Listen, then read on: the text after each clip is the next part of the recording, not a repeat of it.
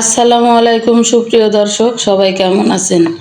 আশা করছি ভালো আছেন। আমিও আলহামদুলিল্লাহ খুব ভালো আছি। আজকে আপনাদেরকে বানিয়ে দেখাবো ডাবের পুডিং।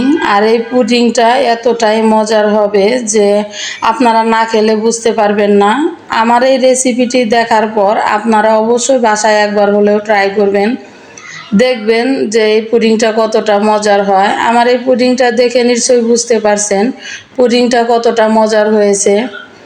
আমার মতো যদি এরকম পুডিং বানাতে চান তাহলে সম্পূর্ণ ভিডিওটি দেখবেন, তাহলে আপনারাও বানিয়ে নিতে পারবেন এরকম মজাদার ডাবের পুডিং।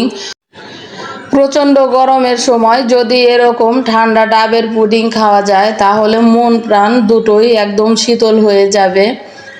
আমার এই ভিডিওটি যদি আপনাদের ভালো লাগে তাহলে প্লিজ লাইক, কমেন্ট এবং শেয়ার করে দেবেন। আর যারা এখনও আমার চ্যানেলটিকে সাবস্ক্রাইব করেননি তারা প্লিজ আমার চ্যানেলটিকে সাবস্ক্রাইব করে আমাকে সাপোর্ট করবেন।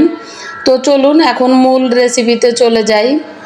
ডাবের পুডিংটা বানানোর জন্য আমি প্রথমে একটা ডাব থেকে পানিটা বের করে নিচ্ছি। একটা ছাঁকনি দিয়ে আমি পানিটা ছেঁকে নিচ্ছি।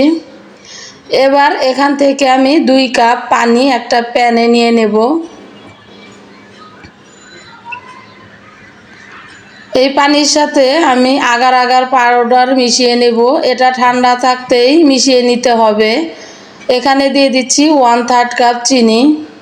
এবার সব কিছু খুব ভালোভাবে মিশিয়ে চুলায় বসিয়ে দিলাম। এখন আমি নেড়ে চেড়ে এই মিশ্রণটাকে জাল করে নিচ্ছি। এই মিশ্রণটা খুব বেশিক্ষণ জাল করার প্রয়োজন নেই। দেখতেই পাচ্ছেন বলক চলে আসছে। বলক আসার পর আমি 1 মিনিটের মতো জাল করে চুলা থেকে নামিয়ে নেব। এখন আমি একটা ছড়ানো বাটিতে এই ডাবের পানিটা ঢেলে দিয়ে 10 মিনিট থেকে 15 মিনিটের জন্য নর্মাল জায়গাতেই রেখে দেব। এটা ফ্রিজে রাখার দরকার নেই, এমনিতেই জমাট বেঁধে যাবে। এবার আমি দুধটা রেডি করে নিচ্ছি। এখানে আমি 4 কাপ লিকুইড দুধ নিয়েছি। আর এখানে দিয়ে দিলাম আধা কাপ চিনি আর 2.5 চা চামচ আগার আগার পাউডার। এই আগার আগার পাউডারটা যে কোনো তরল খাবারকে জমাট বাঁধতে সাহায্য করে।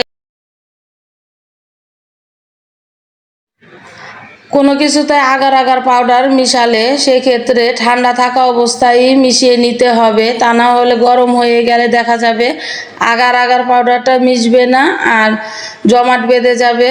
তো দুধটাতে বলক চলে এসেছে। এখন আমি চুলাটাকে একটু কমিয়ে দিয়ে দুধটা বেশ কিছুক্ষণ জাল করে নেব।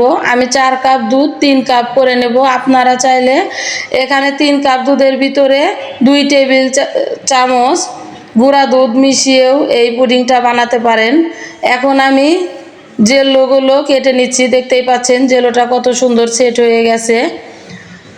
ছোট ছোট পিস করে আমি জেলোগুলো কেটে নিচ্ছি।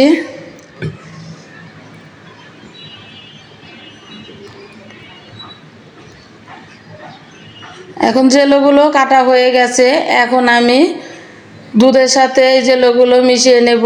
একটা বাটিতে আমি অর্ধেকটা জেলো দেওয়ার পর দুধটা ঢেলে দিলাম। সম্পূর্ণ দুধটাই আমি এখানে দিয়েছি। এখন আমি বাকি জেলোগুলোও দিয়ে দিলাম। আমি 1.5 ঘন্টার মতো একটা জায়গায় রেখে দিয়েছিলাম, নর্মাল জায়গাতেই রেখে দিয়েছিলাম। এমনিতেই এটা জমাট বেঁধে যায় ঠান্ডা হয়ে গেলে। আপনারা চাইলে ফ্রিজে রেখেও এই পুডিংটা সেট করে নিতে পারেন। এখন আমি একটা প্লেটে পুডিংটা বের করে নেব।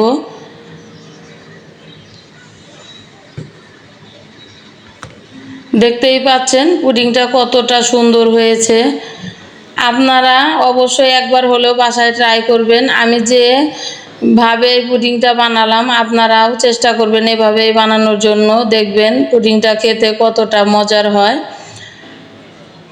আর বাসায় আপনারা যখন বানাবেন তখন আমাকে কমেন্ট করে জানাবেন আপনাদের পুডিংটা কেমন হলো। আমার এই ভিডিওটি আজকের মতো এখানেই শেষ করব। আপনারা সবাই খুব ভালো থাকবেন আর আমার জন্য দোয়া করবেন। আল্লাহ হাফেজ।